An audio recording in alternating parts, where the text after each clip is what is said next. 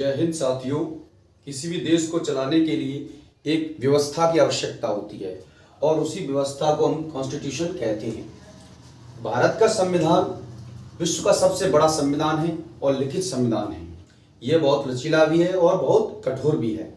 इसको बनने में 2 वर्ष 11 महीने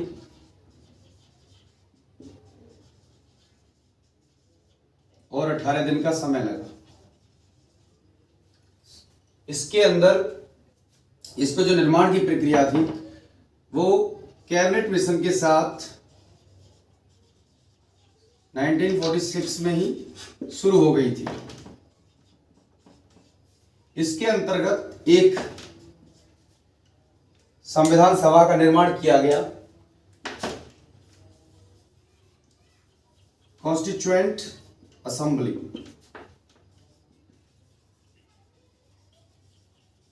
जिसके अंदर 289 यानी 289 सदस्यों का चयन होना था, चुनाव होना था। लेकिन देश ऐसी स्थिति से गुजर रहा था कि देश का बंटवारा हो गया, यानी भारत और पाकिस्तान 2 भागों में देश बंट गया। तो इसलिए फिर क्या हुआ कि जो पाकिस्तान वाले लोग थे वो इसमें नहीं आए, उन्होंने अपनी अलग संविधान सभा बनाई। तो जिस समय ये संविधान बना उस समय सदस्यों की संख्या 299 रह गई। में से 15 महिला सदस्य थी। इनमें से सरोजिनी नायडू, सुचिता कृपलानी, कैप्टन विजय लक्ष्मी पंडित, ये 8 प्रमुख महिलाएं थीं। और इस संविधान सभा की जो पहली बैठक हुई थी वो हुई थी 9 दिसंबर 1946 को। संविधान सभा के अस्थायी अध्यक्ष बनाए थे डॉक्टर सच्चिदानंद सिन्हा।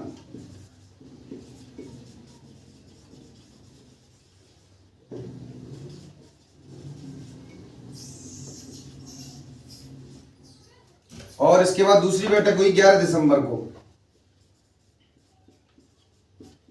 और इस बैठक में जो अध्यक्ष बनाए थे डॉक्टर राजेंद्र प्रसाद। डॉक्टर राजेंद्र प्रसाद संविधान सभा के स्थायी अध्यक्ष थे, जो बाद में जाके भारत के प्रथम राष्ट्रपति बने। इस संविधान सभा में कुल 13 समितियां थीं।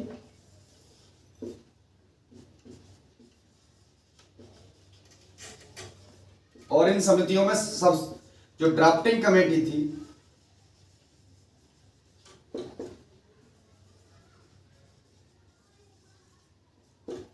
उसके अध्यक्ष थे doctor B R Ambedkar. Doctor B R Ambedkar is the father of Indian constitution. B R Ambedkar का इस संविधान निर्माण की जो प्रक्रिया है इसमें बहुत बड़ा योगदान रहा है। हालांकि सभी का रहा है, चाहे डॉक्टर राजेंद्र प्रसाद हो, पंडित जवाहरलाल नेहरू हो, चाहे श्यामा प्रसाद मुखर्जी हो, जितने भी जो भी स्वतंत्रता सेनानी थे सबका था, सरदार वल्लभ भाई पटेल हो, लेकिन इनका बहुत बड़ा रहा है, इसलिए इनको father of the Indian constitution कहते हैं, डॉक्टर बी आर अम्बेडकर।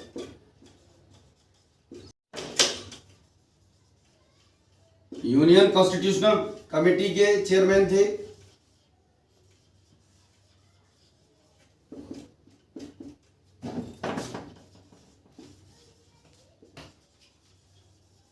इस कमेटी के चेयरमैन थे जवाहरलाल नेहरू, जो भी संघ के मामलों की कमेटी थी। और स्टेट कॉन्स्टिट्यूशनल कमेटी के चेयरमैन थे सरदार वल्लभ भाई पटेल।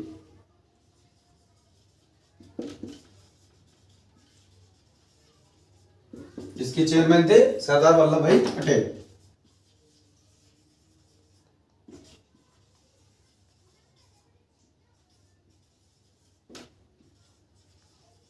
जो बाद में भारत के प्रथम गृह मंत्री बने, जवाहरलाल नेहरू प्रधानमंत्री बने बाद में। और इसके अलावा सरदार वल्लभ भाई पटेल के पास में 2 और कमेटियां थी जो महत्वपूर्ण थी। एक थी फंडामेंटल से संबंधित, जो भी फंडामेंटल राइट्स थे, मूल अधिकार संबंधित जो कमेटी थी वो। और दूसरी कमेटी के चेयरमैन एक और थी जो थी माइनॉरिटी अफेयर्स की।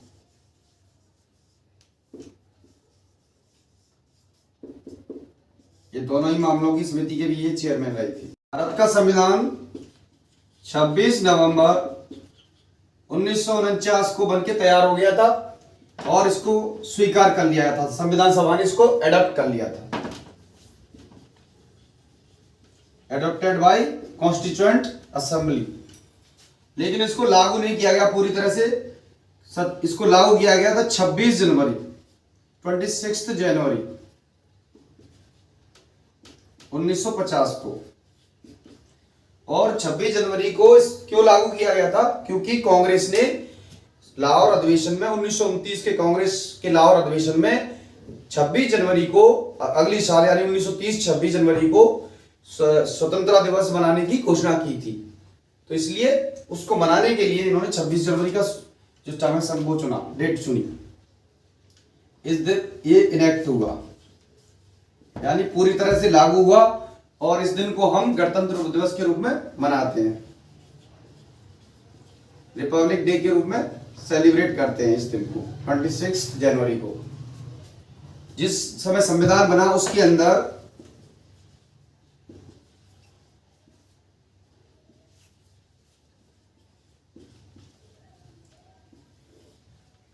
तीन 395 अनुच्छेद थे और इसके भाग थे 22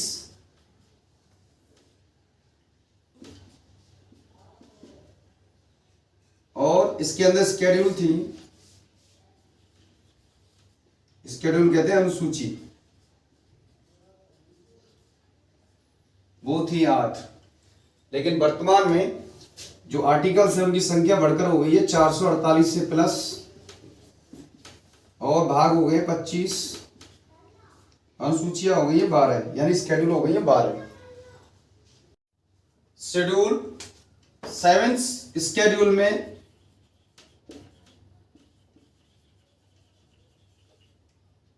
इसके अंदर लिस्ट दी गई है। लिस्ट 3 तरह की है। एक है यूनियन लिस्ट, उसको बोलते हैं संघ सूची। इस लिस्ट में वो विषय दिए गए हैं जिसमें केवल केंद्र सरकार कानून बना सकती है, जैसे डिफेंस, स्पेस, एटॉमिक पावर,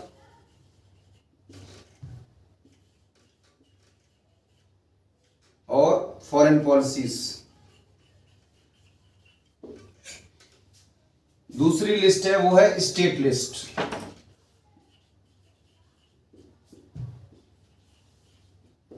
राज्य सूची। इस लिस्ट में वो विषय हैं जिन पर जो राज्य की सरकारें हैं, जो विभिन्न राज्य हैं, वही कानून बना सकती हैं, जैसे लॉ एंड ऑर्डर, ये राज्य का विषय है, पुलिस राज्य का विषय है, और बहुत सारी सब्जेक्ट हैं, इसमें बाद में डिस्कस करेंगे इसको डिटेल में। तीसरी जो लिस्ट है उसको बोलते हैं कॉन्करेंट लिस्ट।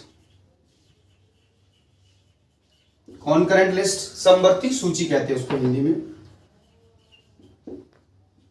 इसके अंदर वो विषय हैं जिन पर दोनों सरकारें कानून बना सकती हैं,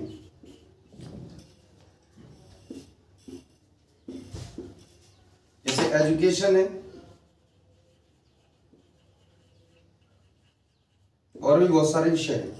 भाग 1 में संविधान के कुल 25 भाग हैं। भाग 1 के अंदर यूनियन एंड इट्स टेरिटरी,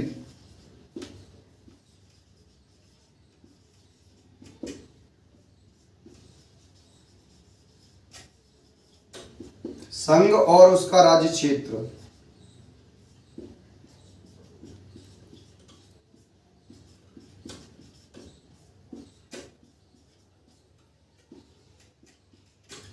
यहां संघ का मतलब है देश से। वैसे संघ का मतलब होता है केंद्र सरकार से, लेकिन यहां संघ का मतलब है पूरा देश। जो हमारा देश है भारत, लगभग इस तरीके से, इसमें कुल 28 स्टेट हैं और 8 यूटीज हैं। तो आर्टिकल पहला इसके बारे में, इसमें 1 से लेके 4 तक आर्टिकल दिए हैं इस भाग में। आर्टिकल जो पहला है वो कहता है, आर्टिकल 1 कहता है India that is Bharat,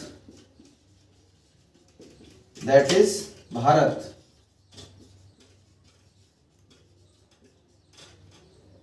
shall be union of states.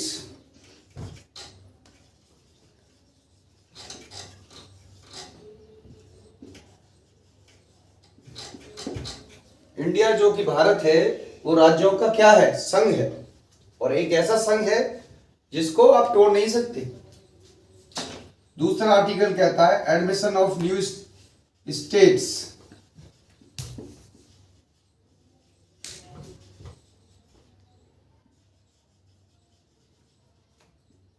यदि किसी जो भी कोई भी बाहर का क्षेत्र है भारत के अंदर आता है या भारत उसे अधिकृत कर लेता है या किसी भी तरह से आता है तो वो राज्य का हिस्सा बनाया जा सकता है, यानी यूनियन का हिस्सा, संघ का हिस्सा बन सकता है।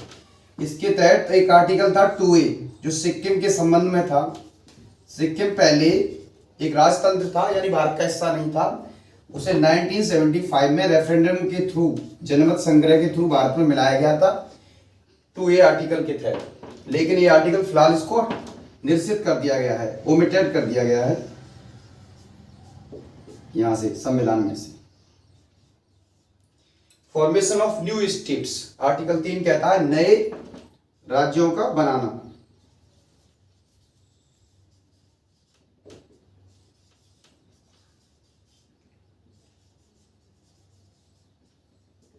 यानी जैसे उत्तर प्रदेश में से उत्तराखंड तोड़ के बनाया गया, मध्य प्रदेश में से छत्तीसगढ़ बनाया गया, अभी आंध्र प्रदेश में से 2014 में तेलंगाना बनाया गया है, बिहार में से झारखंड बनाया गया 2001 में। तो इसमें चेंज करना, बाउंड्रीज को चेंज करना, नाम चेंज करना, एरिया चेंज करना, ये सारे आर्टिकल 3 के अंतर्गत आता है। लेकिन इसके लिए क्या करना होता है, पहले राष्ट्रपति की अनुमति लेनी होती है इस प्रक्रिया के लिए सरकार को। भाग 2 में सिटीजनशिप का उल्लेख है। नागरिकता, हमारे संविधान में एकल नागरिकता की व्यवस्था है और आर्टिकल 5 से लेकर 11 तक नागरिकता के बारे में बताता है। आर्टिकल 5 कहता है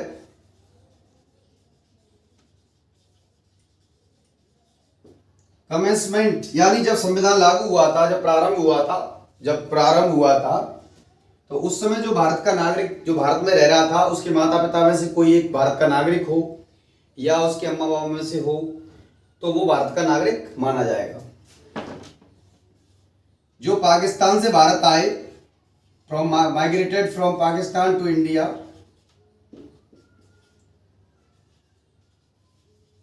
और उनके माता पिता उस भारत राज्य क्षेत्र के नागरिक रहे हो, माता या पिता में से कोई एक या दोनों, तो वो भारत का नागरिक माना जाएगा। जो इंडिया से पाकिस्तान चले गए,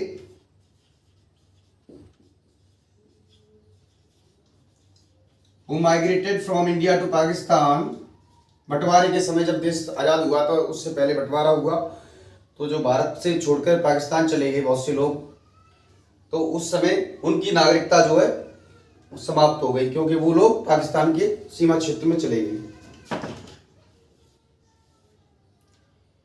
जो भारतीय मूल के लोग हैं, आर्टिकल 8 कहता है जो भारतीय मूल के लोग हैं और विदेशों में रह रहे हैं और उनके माता या पिता में से कोई भारतीय नागरिक है तो उनकी भारतीय नागरिकता उनको मिलेगी। People of Indian origin residing outside India.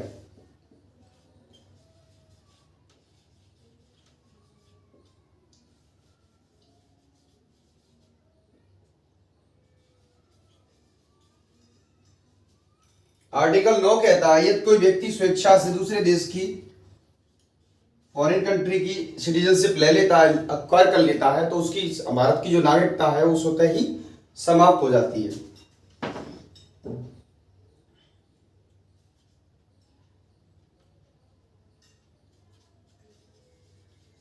After acquiring, article 9 कहता है if anyone acquire foreign citizenship then Indian citizenship will be void, यानी जो भारतीय नागरिकता उसकी स्वतः समाप्त हो जाएगी यदि वो किसी फॉरेन सिटीजनशिप को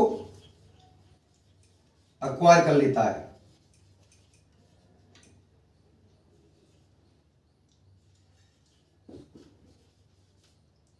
Indian citizenship will be void.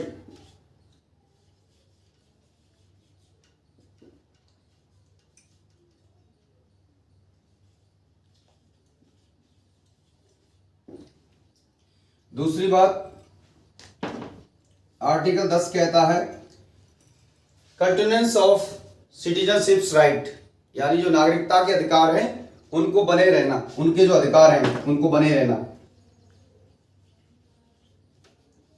Continuance of rights of citizenship.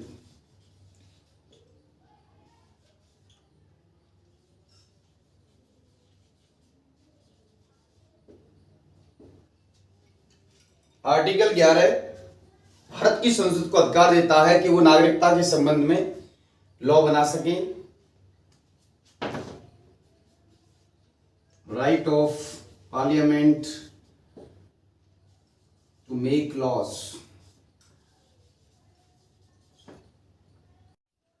Part 3 भारतीय संविधान का भाग 3 सबसे अधिक महत्वपूर्ण भाग है। इसे भारत का मैग्ना कार्टा भी कहते हैं, अधिकार पत्र। और ये जो संविधान का जो भाग 3 है वो फंडामेंटल राइट से संबंधित है। मौलिक अधिकार, फंडामेंटल राइट्स या मूल अधिकार। मौलिक अधिकार वो अधिकार होते हैं जो व्यक्ति के साथ उसके जन्म से लेकर मृत्यु तक रहते हैं, जैसे जीवन का अधिकार, प्राणी दैहिक स्वतंत्रता का अधिकार, शिक्षा का अधिकार, स्वस्थ वातावरण, स्वच्छ वातावरण का अधिकार।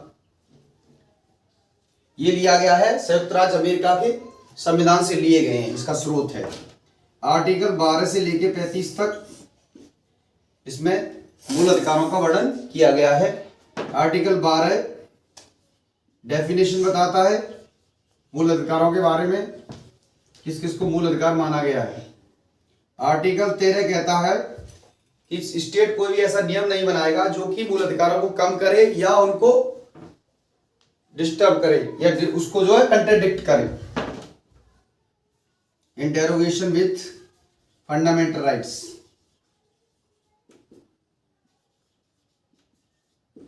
यहां हम फंडामेंटल राइट को FR लिख लेते हैं, ठीक। फंडामेंटल राइट्स आर्टिकल 14 से लेके 14 से 18 तक राइट टू इक्वलिटी है, समता का अधिकार।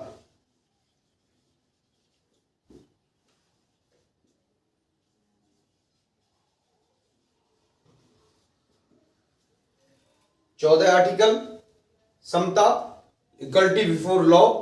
15 कहता है prohibition of discrimination on the basis of religion, caste, creed, colour, sex, place of birth, यानी किसी के धर्म, जाति, संप्रदाय, रंग, रूप, सेक्स, बर्थ यानी किसी के स्थान के आधार पर, भाषा के आधार पर किसी के साथ कोई भी भेदभाव नहीं किया जाएगा।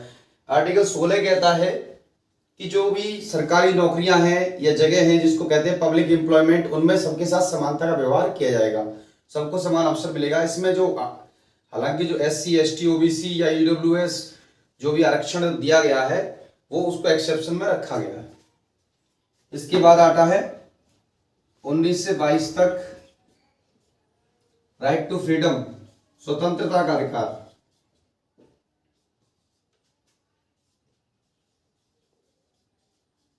आर्टिकल 23-24 ये बात करते हैं राइट अगेंस्ट एक्सप्लॉयटेशन यानी शोषण के विरुद्ध अधिकार।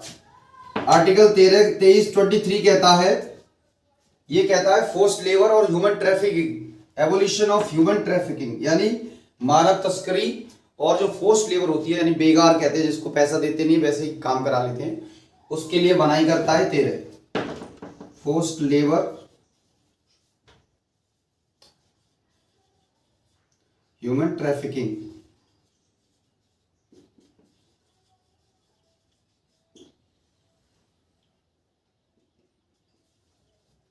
ये कहता है आर्टिकल 24 कहता है एवोल्यूशन ऑफ, ये कहता है कि जो बच्चे होते हैं 14 वर्ष से कम उम्र के उनको किसी भी जो खतरनाक फैक्ट्रीज, कारखाने उन पर नहीं लगाया जाएगा। No child will be employed under below under 14 in any hazardous work in any factory, यानी 14 वर्ष से कम उम्र के बच्चों का किसी भी खतरनाक फैक्ट्री में लगाने पर रोक। 25 से लेके धार्मिक स्वतंत्रता का अधिकार, right to freedom of religion.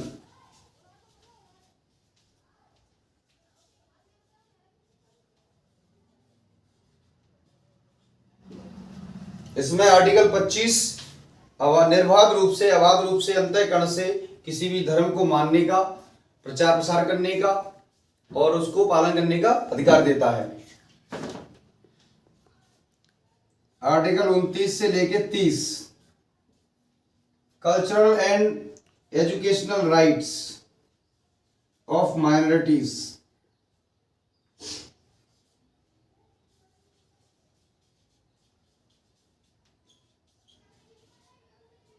Cultural और एजुकेशनल राइट की बात करता है, किसकी? माइनॉरिटीज की। जो भी धर्म या भाषा के मामले में, धर्म हो अथवा भाषा के मामले में जो अल्पसंख्यक समुदाय है, उनको अपनी इच्छा से अपने शैक्षिक संस्थान खोलने चलाने का अधिकार देता है। आर्टिकल 31 पहले था अब नहीं है, ये संपत्ति के अधिकार में पहुंचा दिया गया है, इसको हटा दिया गया है, इसे 300A में पहुंचा दिया गया है, इसको संपत्ति का अधिकार बना दिया गया है, राइट टू प्रॉपर्टी बना दिया गया है। आर्टिकल जो 32 है उसको डॉक्टर भीमराव अम्बेडकर ने heart and soul of the constitution कहा है, यानी संविधान की आत्मा और हृदय कहा है इसको। ये इतना महत्वपूर्ण है। आर्टिकल 32 इसको बोलते constitutional remedies, right to constitutional remedies.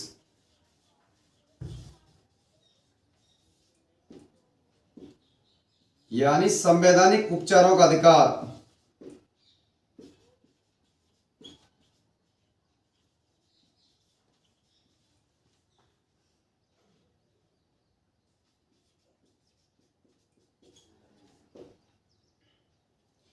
इसके अंतर्गत जब किसी नागरिक के मूल अधिकारों का हनन होता है, चाहे वो सरकार करे, चाहे सरकार की कोई संस्था करे या कोई भी करे, तो वो सीधे तौर पर आर्टिकल 32 के अंतर्गत वो भारत के सर्वोच्च न्यायालय में जा सकता है। कहां जा सकता है?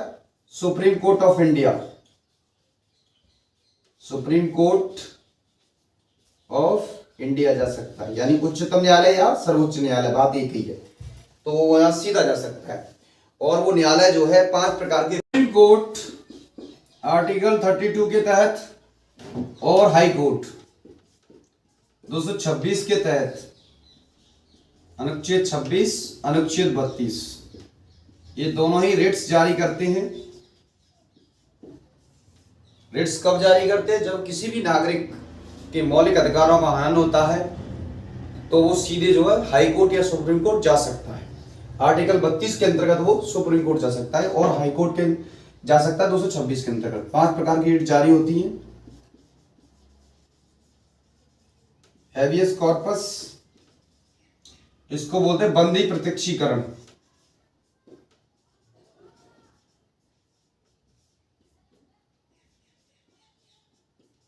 दूसरी होती है मैंडेमस परमादेश। तीसरी होती है प्रोहिबिशन,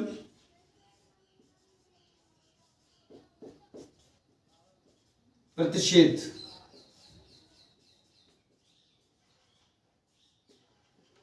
चौथी होती है सर्ट्योररी,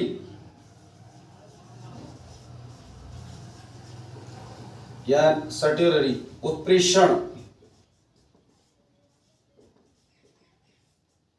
और जो 5वीं रिट होती है उसको बोलते हैं क्वा वारंटो।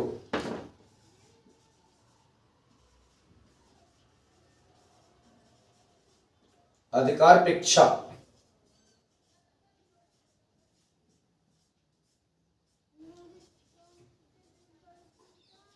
अधिकार directive principles of state policies की बात की गई है।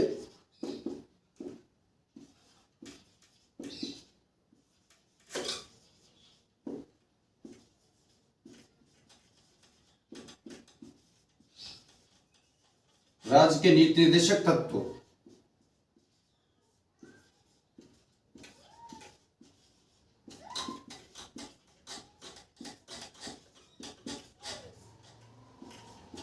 इनकी जो सोर्स है वो है आइलैंड का कॉन्स्टिट्यूशन, इसको लिया गया है आइलैंड के कॉन्स्टिट्यूशन से। ये बात करता है आर्टिकल 36 से लेके 51 तक, यानी 36 से 51 तक। तो इसमें मूल संविधान वो है। आर्टिकल 40 कहता है ग्राम पंचायत के बारे में बात करता है।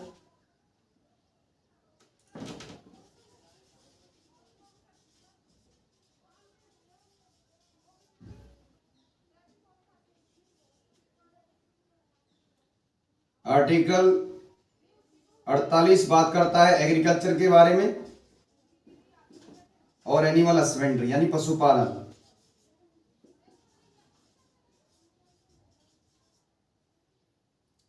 ए 48 ये बात करता है environment,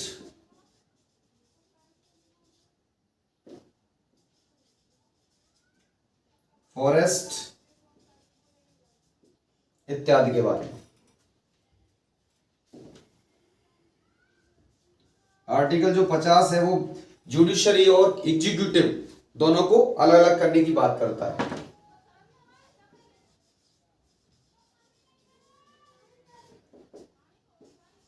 separation of judiciary from executive.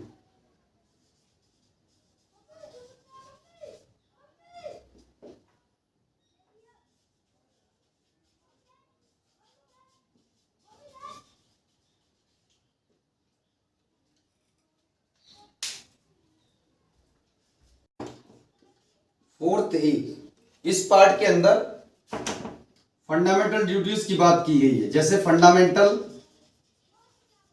Rights थे उसी प्रकार ड्यूटीज भी हैं। ये ली गई है रूस से।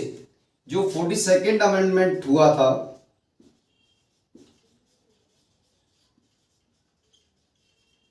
1976 में, वहां तो रूस के जो है कॉन्स्टिट्यूशन से ली गई हैं। इनको बोलते हैं मौलिक कर्तव्य। ये कुल 11 बताए हैं, कुल 11 हैं। ये आर्टिकल 51A इसमें डील करता है। जैसे हमारी जो संविधान है उसका पालन करना, देश की एकता अखंडता को बनाए रखना, सार्वजनिक संपत्ति की सुरक्षा करना, पर्यावरण को बढ़ाना, ये सारी चीजें इसके अंतर्गत हैं। जो फंडामेंटल राइट्स है वो कोर्ट के द्वारा इनफोर्सेबल हैं। ड्यूटीज भी। भाग 5 यूनियन के बारे में बताता है। यूनियन यानी केंद्र सरकार, संघ जिसको केंद्र सरकार कहते हैं। इसमें आर्टिकल 52 से लेके 151 तक। आर्टिकल 52 प्रेसिडेंट के बारे में बताता है, राष्ट्रपति महोदय के बारे में। 63 आर्टिकल बात करता है वाइस प्रेसिडेंट की।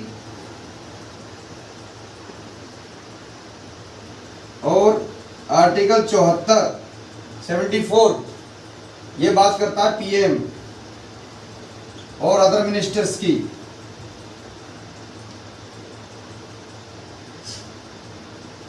आर्टिकल 76 बात करता है अटॉर्नी जनरल की। अटॉर्नी जनरल होता है केंद्र सरकार का सबसे बड़ा वकील, जो सुप्रीम कोर्ट या कहीं भी उसको प्रेजेंट करेगा, रिप्रेजेंट करेगा, उसको कहते हैं attorney general.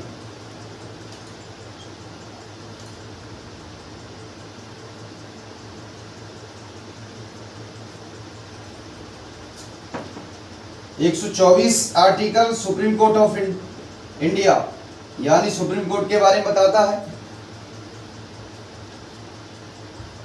Article 148 CAG. Article 148 CAG के बारे में बात करता है। ये कैग क्या है? ये एक संस्था है, वैसे व्यक्ति पद होता है, controller and auditor general of India. Controller and auditor general of India.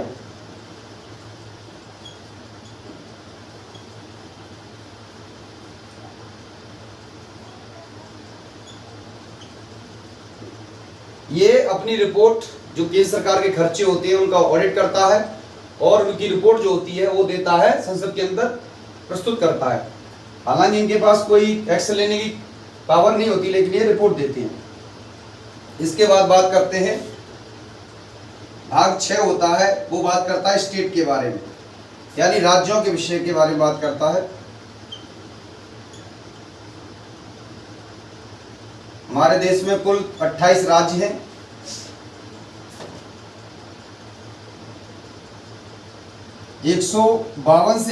Article 152 से लेकर 237 तक उसके बारे में बात करता है, राज्य के बारे में बात करता है।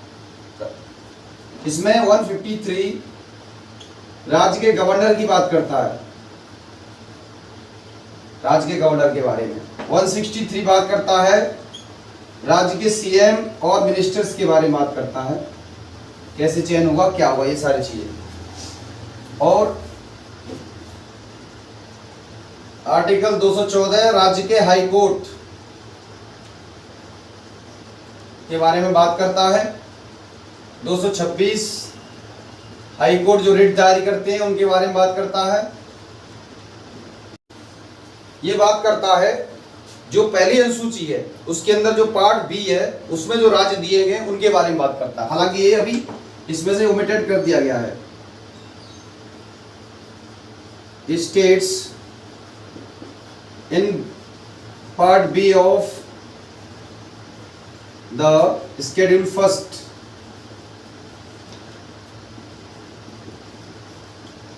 हालांकि ये ओमिटेड कर दिया गया है। 48 आर्टिकल 238 इसको डिलीट कर दिया गया है। ओमिटेड का मतलब डिलीट।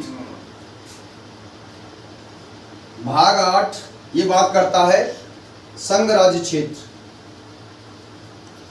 Union territories.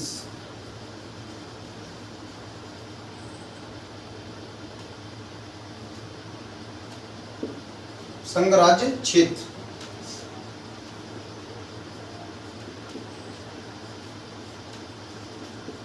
भारत में कुल 8 यूनियन टेरिटरीज हैं, जिसमें दिल्ली एनसीटी है, नेशनल कैपिटल टेरिटरी। ये बात करता है आर्टिकल 239 से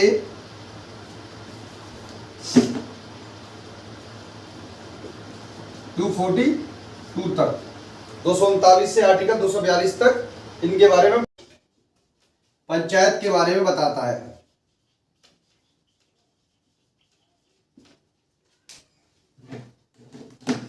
हालांकि ये जो पंचायत की व्यवस्था है वो त्रिस्तरीय हमारे यहाँ डिस्ट्रिक्ट लेवल पे है,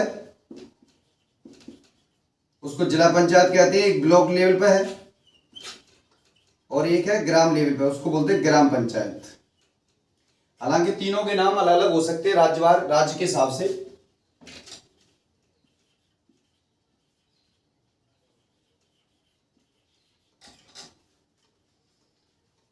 ये आर्टिकल 243 243 से लेके 243 ओ तक है।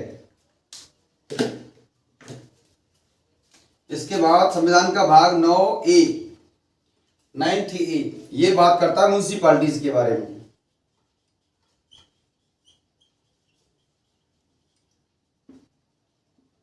नगर पालिका, देखिए भारत में जो बड़े बड़े शहर है, दिल्ली, बंबई, कलकत्ता, उनमें तो महानगर पालिका है, और जो आगरा है, अलीगढ़, मथुरा वगैरह हैं, जो छोटे हैं नगर, उनमें नगर पालिका है, और जो टाउन होते हैं वहां होती है नगर पंचायत। इसमें भी 3 स्तर की होती है।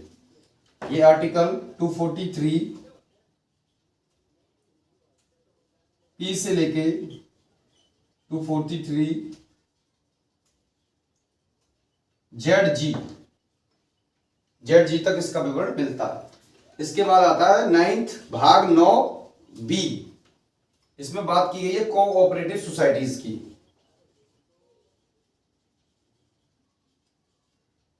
कोऑपरेटिव सोसाइटीज, तो जो कोऑपरेटिव सोसाइटी होती है उसका आर्टिकल 243 243 ZH से 243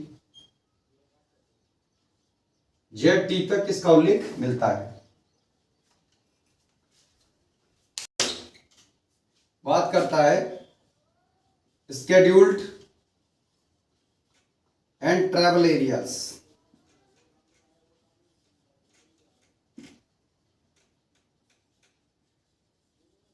कुछ ऐसे क्षेत्र हैं जो संविधान में, जैसे असम है, आपके मिजोरम वगैरह हैं, उनमें जो है इस तरह से क्षेत्र संरक्षित कर दिए गए हैं। तो ये आर्टिकल 244 से लेके 244A तक इसका उल्लेख है। भाग 11 बात करता है relation between union and states.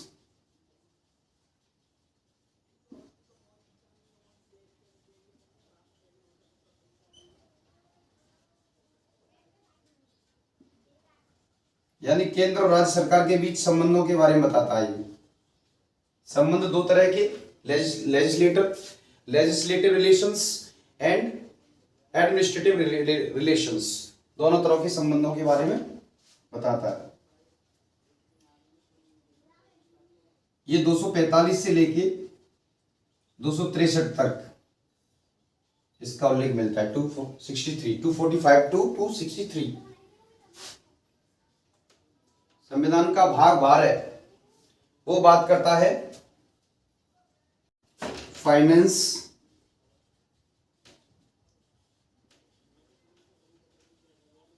Property,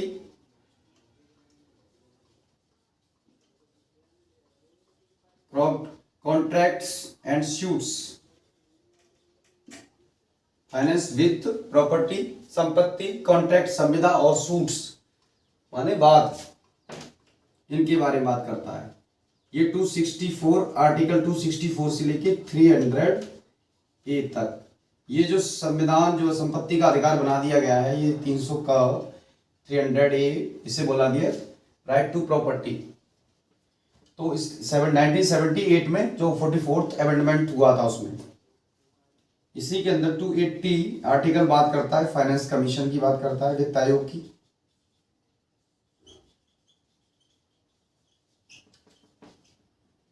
इसके बाद पार्ट व्यापार, कॉमर्स, वाणिज्य एंड इंटरकोर्स यानी आवागमन with in territory of India.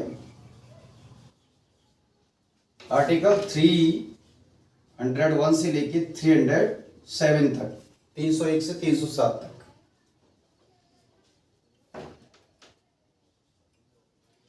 Article 14 जो भाग है, 14वां भाग है, वो बात करता है सर्विसेज अंडर यूनियन,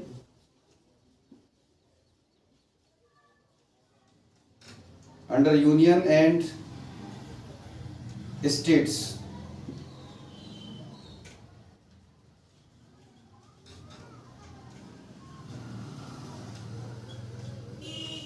ये आर्टिकल 308 से लेके 323 तक इसका वर्णन है।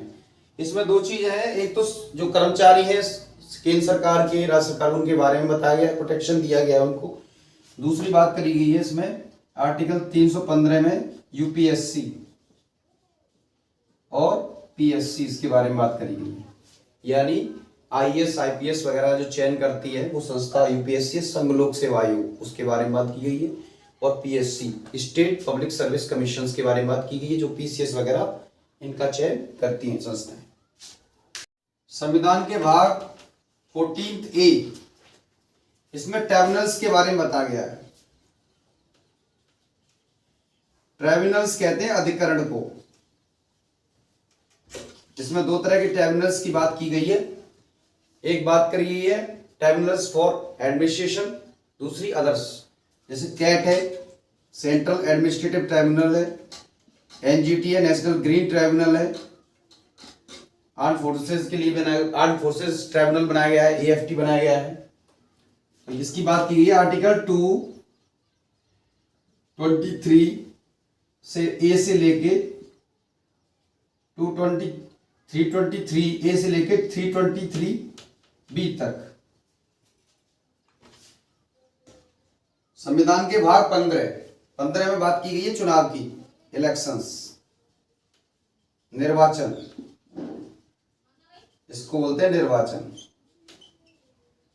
निर्वाचन कराने के लिए इन्होंने सीईसी चीफ इलेक्शन कमीशन और उसके नीचे आवश्यकता के अनुसार 2 या 3 जो भी है वो इलेक्शन कमीशंस होंगे, और राज्यों में भी इसी तरह से चीफ इलेक्शन कमीशन बनाए जाएंगे। ये जो बात करी है वो आर्टिकल 244 से लेके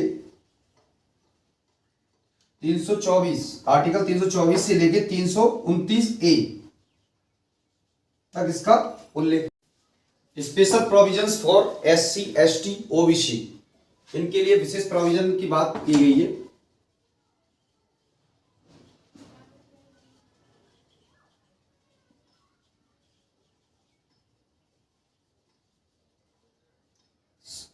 schedule caste, schedule tribes and OBCs, other backward classes.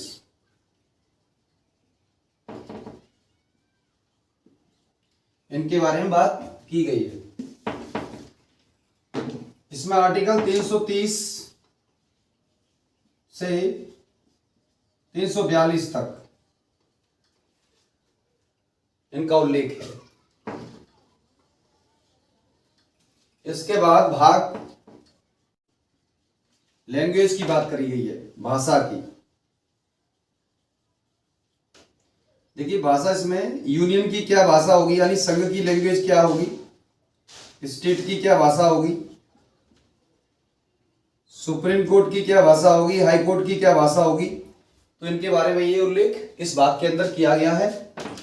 Article 343 से 351 तक। आर्टिकल जो 343 है वो हिंदी के बारे में बताता है कि हिंदी जो है राजभाषा की गई है।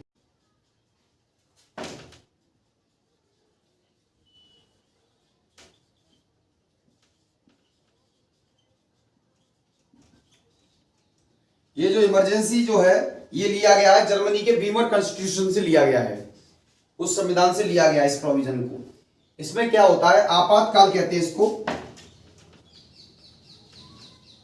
अब तक मात्र 3 बार आपातकाल लगा है। 1962 भारत चाइना चीन के साथ युद्ध हुआ उसमें लगा, दूसरी बार लगा 1971 में लगा जब भारत पाकिस्तान के बीच युद्ध हुआ, तीसरी बार जो है श्रीमती इंदिरा गांधी ने लगाया 1975 में। इसमें आर्टिकल 352 से लेकर 360 तक इमरजेंसी के बारे में बताते हैं।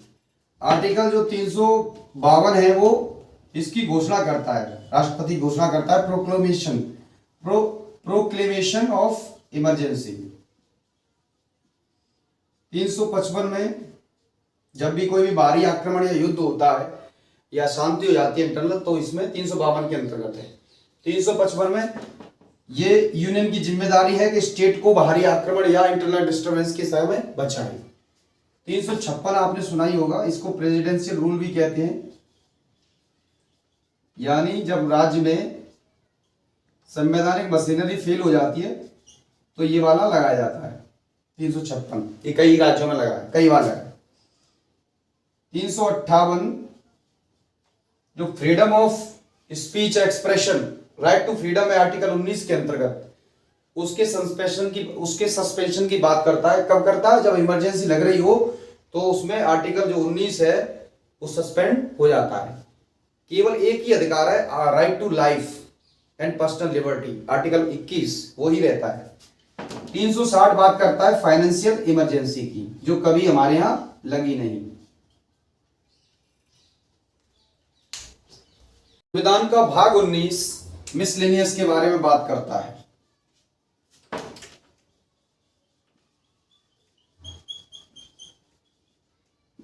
प्रकीर्ण कहते हैं इसको। इसमें आर्टिकल 361 से लेके 367 तक उल्लेख है। इसमें क्या है, प्रेसिडेंट और गवर्नर्स को जो प्रोटेक्शन मिला है प्रोटेक्शन अगेंस्ट प्रोसिक्यूशन, यानी उनके खिलाफ मुकदमा नहीं चलाया जा सकता किसी अदालत में, उनको एक अलग से इम्यूनिटी मिली हुई है। प्रोटेक्शन अगेंस्ट प्रोसिक्यूशन, किस किस को मिला है? प्रेसिडेंट, दो लोगों को मिला है, प्रेसिडेंट को और गवर्नर को। और गवर्नर जब तक ये पद पर रहेंगे इनके ऊपर मुकदमा नहीं चलाया जा सकता।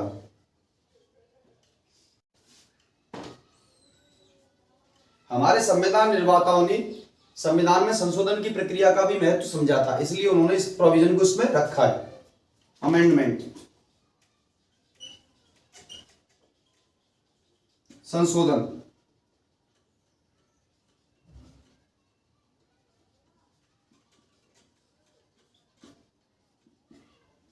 संशोधन प्रक्रिया ये आपकी आर्टिकल 368 इसके बारे में बात करता है। अमेंडमेंट का जो प्रोविजन है वो साउथ अफ्रीका के कॉन्स्टिट्यूशन से लिया है हमने। संविधान का भाग 21 ये बात करता है टेम्पररी, ट्रांजिशनल,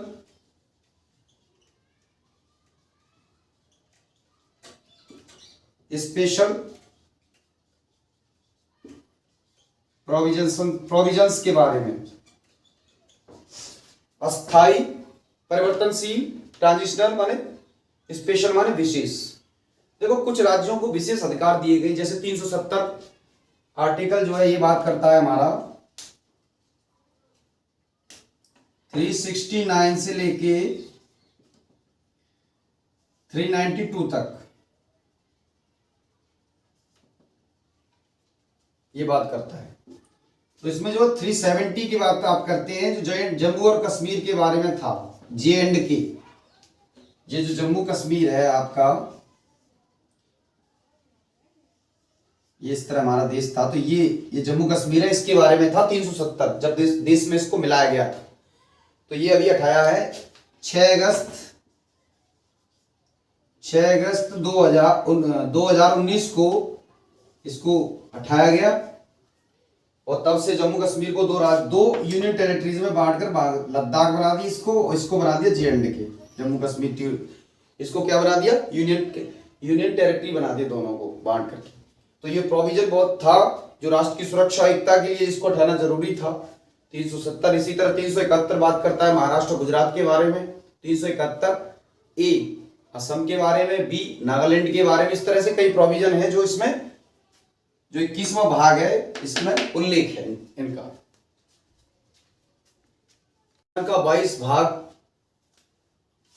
22वां भाग ये डील करता है short title,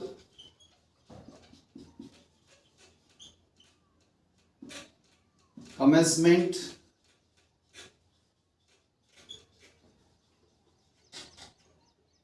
authoritative text in Hindi,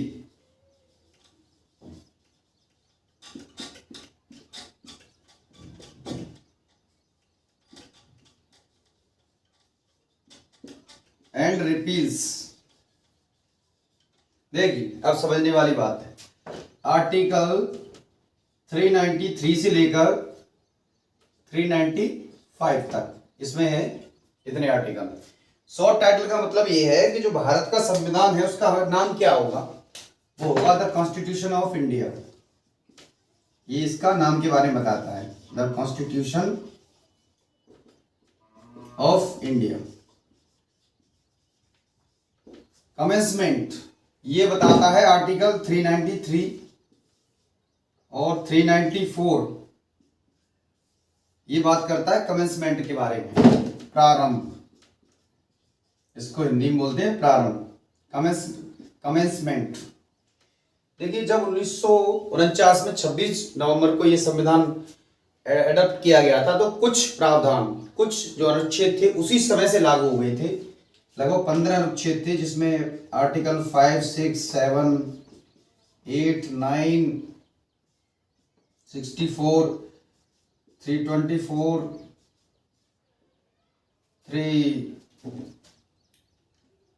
380 and 391,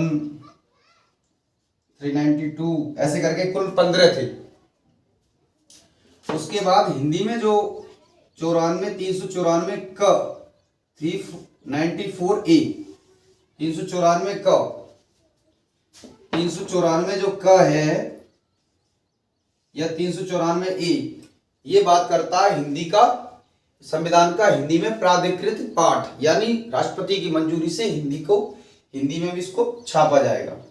395 article 395 बात करता है ये वाला रिपील्स के बारे में। रिपील्स माने हटाना या निरस्त करना। जो गवर्नमेंट ऑफ इंडिया एक्ट था 1935 और इंडिपेंडेंस एक्ट 1947, ये दोनों जो कानून थे, जब ये संविधान लागू हो गया तो ये दोनों एक्ट स्वतः ही निरस्त हो गए।